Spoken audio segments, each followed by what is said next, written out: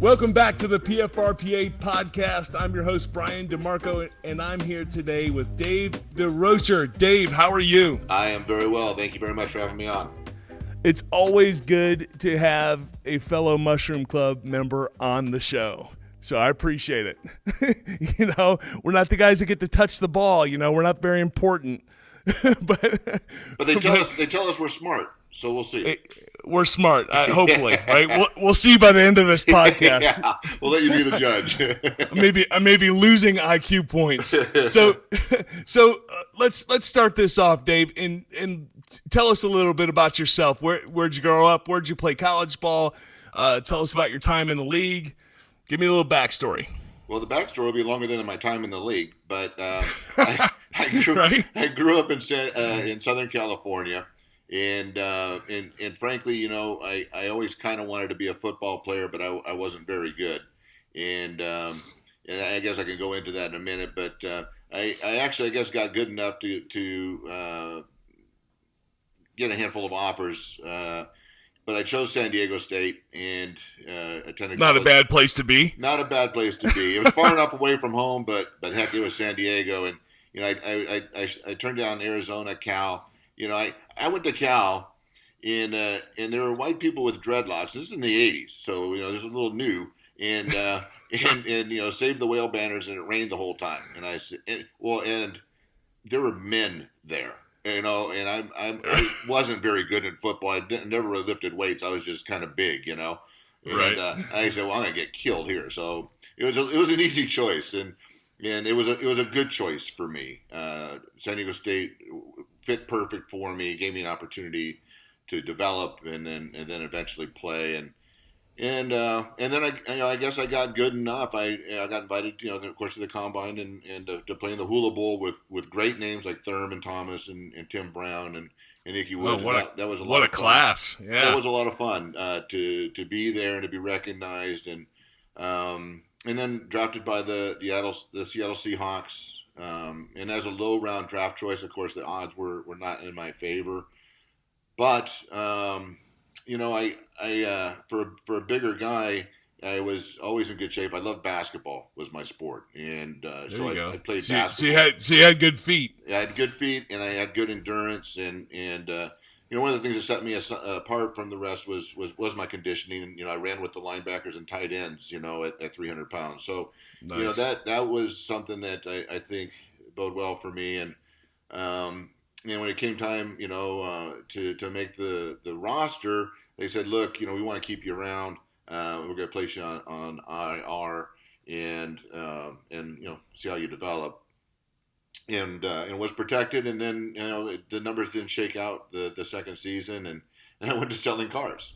So right, natural transition. That's right. I bought a couple. The owner said, "Why don't you come sell cars?" And actually, I made more money selling cars than I made playing football. But and then I didn't have an agent at the time. I like to think I would have gotten picked up, but then this World League rolled around. That was launched by the NFL owners as a spring league, and I just went and tried out and ended up playing 2 seasons in Montreal, which was fun for a guy with a French last name, Monsieur DesRochers, and then that's all I knew. Well, it's funny. I can, back to your San Diego State story about showing up and there were men there. I can actually relate to that. I remember when I first got to Michigan State, and I was walking past the weight room, and one of our guards at the time, by the name of Matt Keller, was doing seated behind the neck military presses with 405 on the bar, and I thought, that's great. I'm never playing here. I'll never be that. It was. I know that feeling all too well. Oh, so let's back up a little bit. Let's talk about. So you were a late round pick back then. Was still when they had 12 rounds? Yes. Okay. So what round did you go in? I know 12th. You were like 12th round. Talk to me about draft day a little bit. What was that like for you, your experience? Well, so, as you know, it was the 80s, so it was well before cell phones or any real form of communication as we know today. My phone was attached to the wall.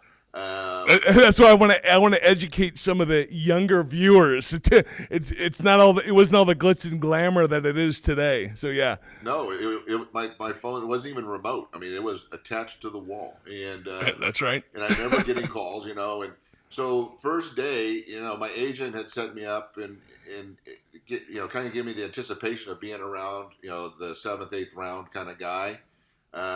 Well, when the first day went through and it was crickets, I was discouraged, of course. You sure? So the following day, being a young man and discouraged, I said, well, I'm not sitting around for this. And I went and played basketball with my little brother, who's 6'8" and the all-time leading scorer for Azusa Pacific University. Nice. We went and played basketball, which was not a good choice, of course, because people started calling and I had interest from some teams. And I got home from playing, and my folks said, "Where you guys been?" And they said, "Hey, the Seahawks drafted you." And being a Southern California guy, the first thing I thought was, "Oh crap."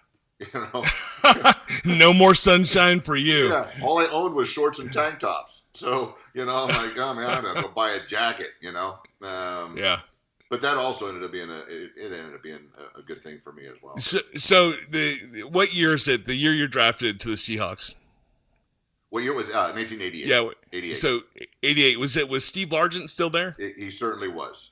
Steve and Brian Bosworth and that crew, and that was the year we beat the Raiders in the wild card for the AFC West. We were AFC West, Kingdom, so different division, different colors, different teams. Yes. So that's how long ago it was. Brother, you played with Largent's a legend. We all know that. Yes. But you played with the Boz, man. Yeah. The Boz, what was he like? What was the Boz really like? So that's what I love to share, because everybody knows the persona, and they know the Boz, but they don't know Brian. And Brian was, and so when in camp, when it became quasi apparent that I might have a shot at making the squad, the veteran O lineman invited me to the pizza after the second practice, during 2-a-days, and of course, my job was to buy the beer and get it. But I was invited nonetheless. And I made the mistake of bringing another rookie with me that wasn't invited and got crap for it. They said, if you ever want to come back here, you don't invite anybody. You just show up. Okay, got it. Well, Brian was a part of the group of the offensive linemen. I come to learn that he was making amends for his book where he called the Seahawks offensive linemen worse than a college crew. And so, man. But that's the Boz. He wanted to sell his book, and so he was there as well.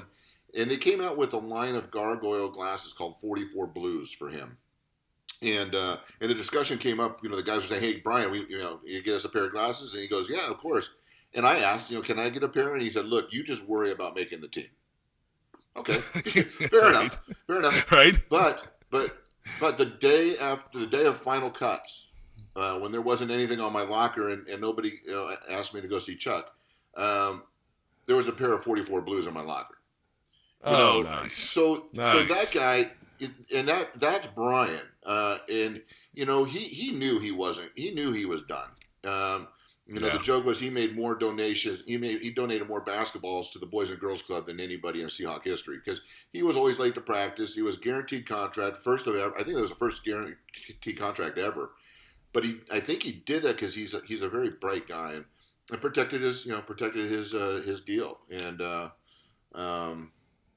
heck, he's still going strong today. I mean, just saw him in a whole series of commercials. I can't remember who that was with, but the Boz is still carrying forward after all these years. So it's funny. I ran into him. And of course, he had his stint in Hollywood too, which certainly helps things. But it's So I was just saying that I was. Running a club called the Roxbury in Hollywood, and it was the who's who of Hollywood. We had Stallone, Cher. No, wait a minute. Back up. You can't just blow over the Roxbury. Wait a minute.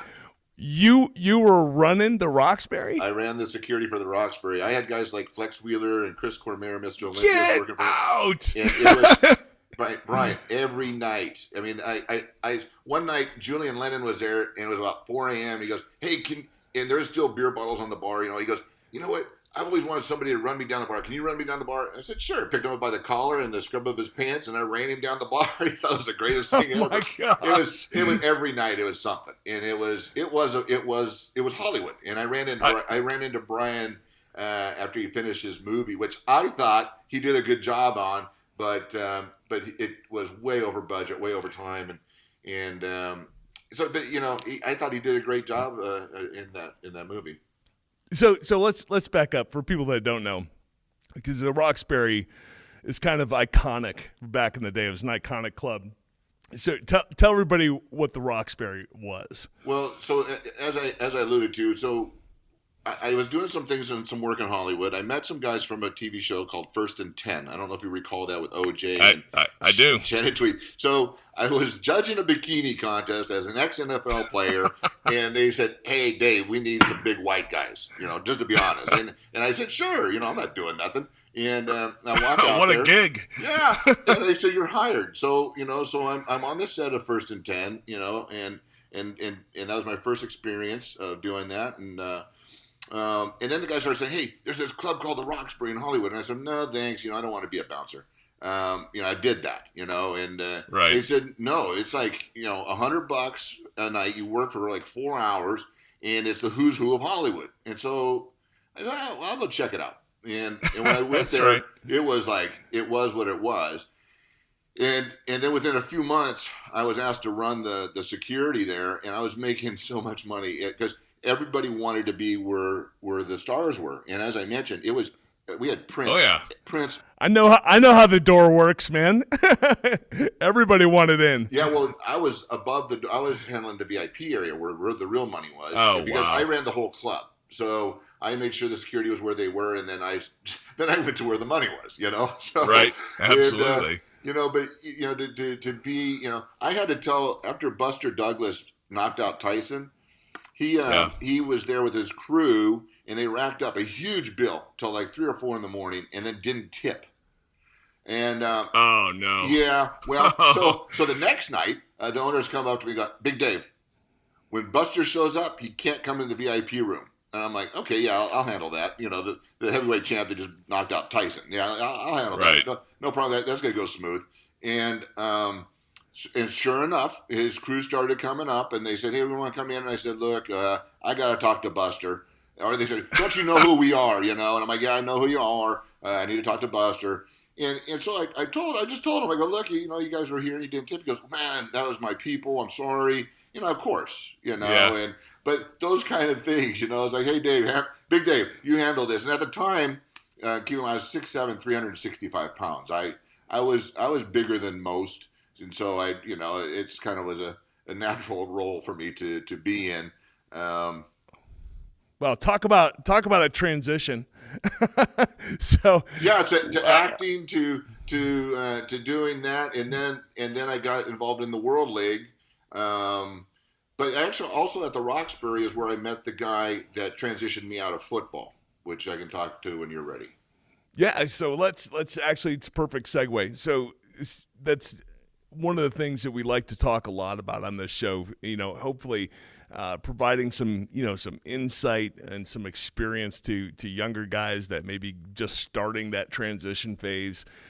So let's talk about that a little bit deeper here, and let's kind of get real with it. What was that transition period like for you? So after my second season in Montreal, I had 2 teams that were interested in me in going to camp, the Raiders and the Redskins. And I had been around long enough to know and seen the guys that were being sent to us by NFL teams. And I started and played every down, so I thought I probably have a pretty good shot of making a squad. But at the same time, as I mentioned, I had met a developer at the Roxbury that he would come and give me a few $100 to get his clients into the VIP room, and then he and I would just talk. Well, after a while, he said, "Dave, what are you doing?" And I said, "Well, I play football. I just do this in the off season to whatever." And he said, "Well, I've got a company I'd like to come work for me." And I said, "Look, I don't know anything about construction." And he said, "I can teach you that." He goes, "I've talked to you enough times now that I can tell you're intelligent enough that you could figure out, hammers and nails and passing the contractor's license test. He said, but more importantly, he goes, I need somebody I can trust. And he said, you wear your wedding ring every night that I see you here in Hollywood. He goes, I think I can trust you. And I thought that was kind of insightful. And I said, okay, well, sure, I'll come talk to you. And when I mentioned to him that I had these opportunities, he said, look, how much can you make? And at that time, this is, once again, back in the 80s, or early 90s, guys, an average offensive lineman was making $250,000. I looked it up. I knew what an average was. Right. Which might have been lofty for me, but $250,000. Right. And he said, look, you can make that working for me. And I just slapped my hands and I said, I'm done. Where do I sign up? And so, and you don't have to get beat up. Yeah, and I don't have to get beat up. Right, bonus. And it was it was more of a sure thing. It was a what if. And in today's dollars, when you add a zero and the average is 2.5 million, well, that decision's a lot tougher to make. Not many people are going to say, "Hey, come work for me, and I'll pay you 2.5 million." So whole different world. So and so for me, it was a natural walk away. I still have a lot of buddies that played for, like you did 6, 7, 8 years, and and I look, boy, I could have done that. I am so glad I didn't, because the shape I'm in now, I'm still be able to maintain pretty well, but I'm having to reevaluate my body for a thing that I'm doing, and I've got a lot of issues, and I only played 3.5 seasons, and a lot of young guys don't really, you can't really understand of how the impact of those hits and all of those games really starts to haunt you about 15 to 20 years out. Yes. Yeah. And you start feeling it, all those hits that you just jumped up from back in the day. Well, you feel them now. And heck, I feel them today as it's about 40 degrees here in Austin. So I'm creaking and popping everywhere. So let's talk about what you're doing today. So what do you have going on today? Where are you working? Do you own your own business? Entrepreneur? Are you working for somebody else? Where are you at today? Well, I'm doing a handful of things actually, but primarily I am a partner and vice president of a company called PATH2HappiSuccess. And the company has 2 web-based software programs that help people determine their best suited career. One is to help students then to utilize that information to define or to determine their best major. What we're finding is that, with all of the issues of student loan debt, currently sitting at $1.4 trillion, it's stifling a lot of young people. 70% of students graduate with an average debt of $30,000, and that's average, 70%. And so you're 20-something years old, and you're going out, and you're already saddled with student loan debt, and then, well, gosh, if you need to buy a car to get to work, you're upside down from day one. And sure. Anyhow, so what we're also finding is that 70% of students change their major at least once, and 35% change it 2 times or more because they don't have a game plan entering college. They've done all the work to get there. SAT, ACT, check the boxes, GPA, scholarship, whatever it is, but they have no clue what to do when they get there. And then that's what's setting them behind. And so what our program does is it utilizes all their intrinsic characteristics and defines it down to their top 2 careers so they can sit with a counselor. And then they can say, gee, this is what I'm going to be happy and most likely to be successful doing throughout my life. This is what I want to major in. And so, help me find a university or help me define a major to be able to best utilize what I'm going to do, my skill set and my intrinsic characteristics. The other program we have is for people in transition. So, like I have also that I want to offer discounts to any of the guys, anybody that's listening. And we could do that at whatever time that's appropriate. That help guys to have an exit strategy, right? To have a game plan for when they're done. And I know there's programs out there through the NFL, NFLPA, through the various platforms, but I also know that they're fairly expensive and are week long, and our programs a few $100 in a few hours, but it can give you a great insight to what you should be doing, and then I encourage guys while they're playing to leverage their celebrity and in the off season, instead of playing, Madden, go do an internship. And start getting yourself lined up. So like myself, when when you sit down with Chuck Knox, he says, "Man, we really liked you. We kept you, but we're releasing you." And I went to sell cars because I didn't know what the heck to do. I didn't see it coming. I started the whole preseason, so the story. Well, we all tend to get a little delusioned when we're playing, right? Of Especially course. if you think about it this way, you're 21, 22 years old, and nobody goes into the league thinking, "Hey, I'm going to play a season or two." Right. We think that, "Hey, I'm going to go out here and play 10, 15 years and do my big send off to the fans when I retire." And it just doesn't happen that way, right? For 99.9% of us. So no, that's awesome. And what's the URL that you'd like to include? Yeah, it's with us here? It's www.path, PATH, the number 2, happy, HAPPI, success.com. And I can send it off to you that you guys could put up, and then as I mentioned, anybody that's interested in it for themselves or their kids. So if they're thinking about transitioning, or if they have kids, or know of anybody that is going to be going to school or college, so retired guys, we have a discount code, and it's $100 off either of the programs. And they just have to enter a discount code of PFRPA 100. And perfect. I can send it out to you, that you can put that on blast too. So yeah, absolutely. Dave, this has been awesome. Thank you so much for hanging out with me today and spending some time and talking about football and life. I really appreciate it. Of course. Thanks for the time. All right. Thanks, brother.